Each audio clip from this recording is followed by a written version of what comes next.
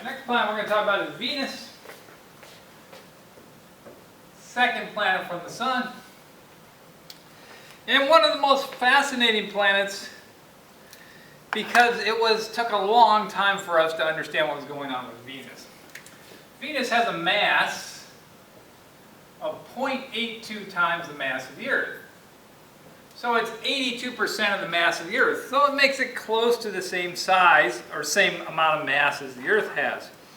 The diameter is 12,104 kilometers, which is close to the Earth. It's 95% of the Earth's diameter.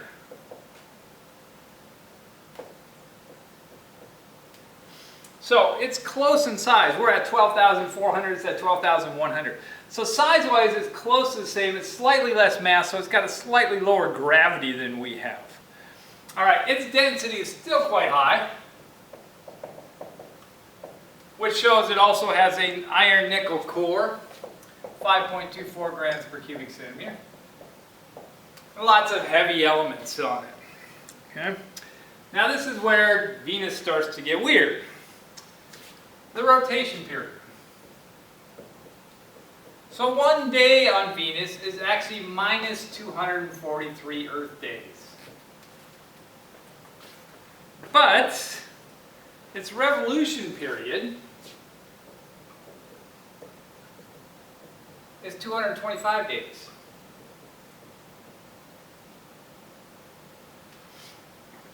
So, kind of weird. Why do we think that occurred? In fact, it's the only planet that has a negative. What's negative mean? It's spinning backwards. Every other planet is spinning counterclockwise.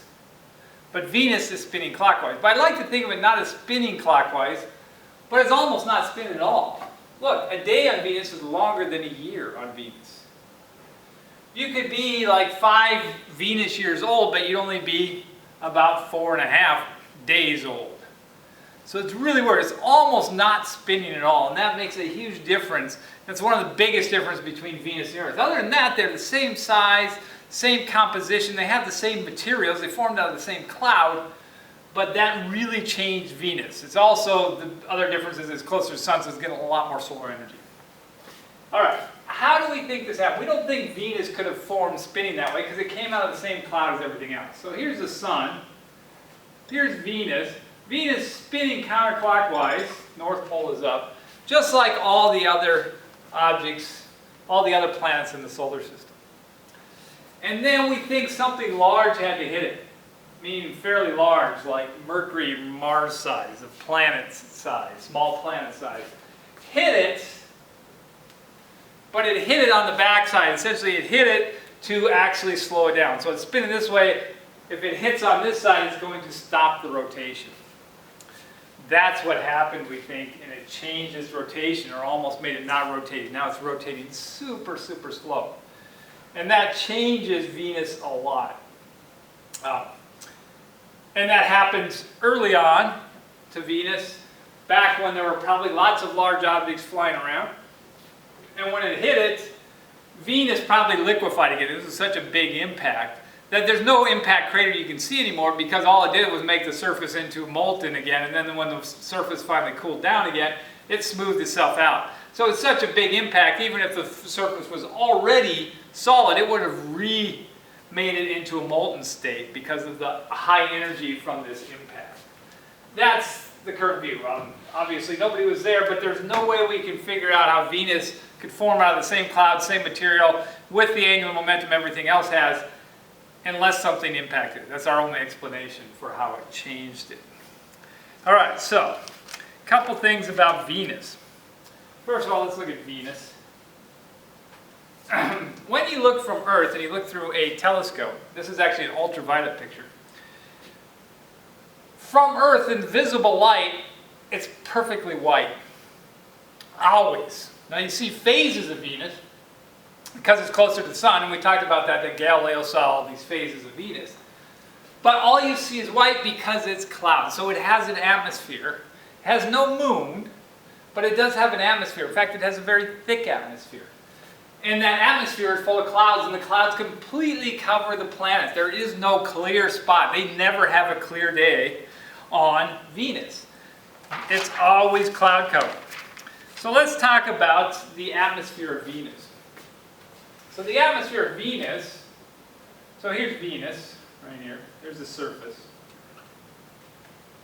The atmosphere is made of 95% carbon dioxide. Okay? We think that's what Earth's atmosphere started out like too, because Earth and Venus were very similar. But then we have two cloud layers here in Venus. They have a cloud layer up here, which is composed of sulfur dioxide, which is nasty stuff that smells like rotten eggs. If you've ever been to like Yellowstone Park around the geysers, volcanoes emit sulfur dioxide. It smells real bad, but that's one layer of clouds. And below that, there's one of H2SO4, which is actually sulfuric acid.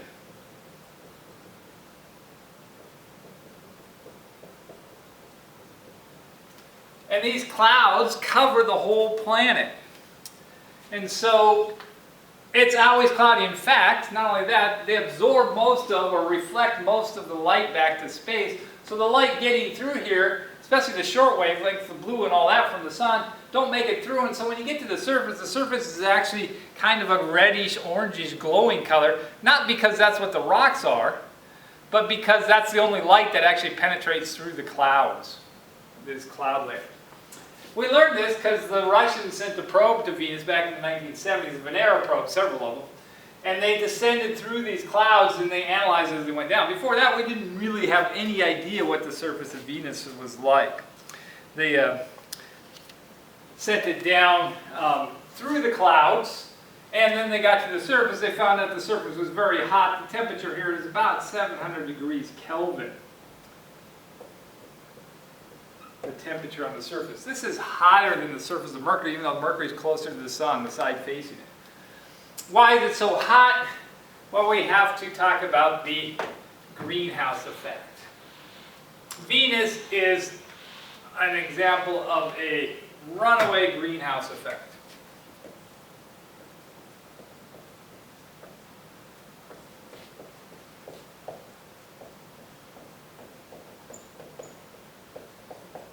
This is what environmentalists and people that care about the planet don't want to happen to Earth.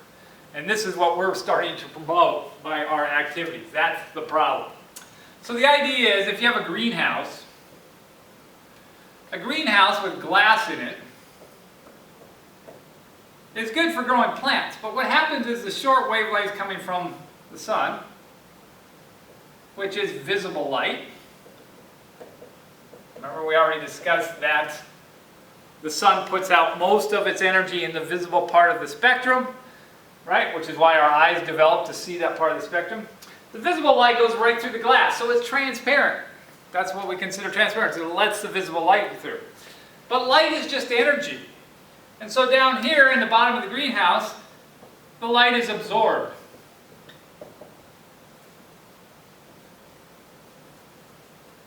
When the light is absorbed, that means this is getting hot, like the interior of your car on a sunny day.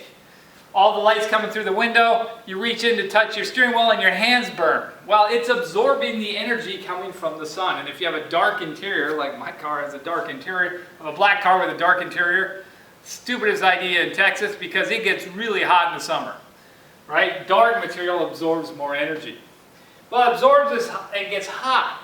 When it gets hot, it gets up to 700 degrees Kelvin. Remember, that's hot. A human is only about 330, so that's like 2 to 3 times hotter than, or twice as hot as a human is. So very hot. And so then it starts to emit radiation, but 700K doesn't emit visible light. You have to get into thousands. It's not high enough to emit visible, so it gives off infrared light. So infrared light is emitted, but the infrared light can't penetrate the glass. Glass is opaque to infrared light, so that infrared light is trapped. So light is absorbed, it's re-emitted,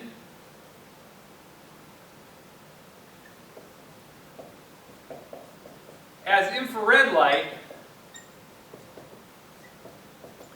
which is trapped in the atmosphere.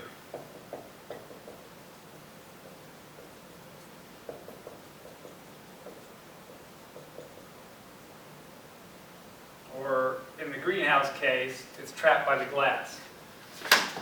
For Venus, it's actually the atmosphere that does that. Why? Because carbon dioxide, right here, is a greenhouse gas. A greenhouse gas is any gas that's transparent to visible light, but absorbs or does not let the infrared light escape. So if you have light hitting us and then it would bounce off and go off into space again, equal amount, you wouldn't heat up. The problem is we have more energy coming in and not enough energy coming out, and so you're going to get hotter. That's what happened on Venus because of all the cloud layers and the thick carbon dioxide atmosphere. Light comes in, heats up the surface emits this infrared radiation, which can't get back out because the carbon dioxide traps it. So, reason everybody's worried about on Earth is we keep increasing our carbon dioxide emission. I mean, not by a little bit. It was like, oh, it's been flat like this, flat like this, flat like this, and then the last 20 years it goes, scoop. That's the problem, is our industrial society is finally catching up with it.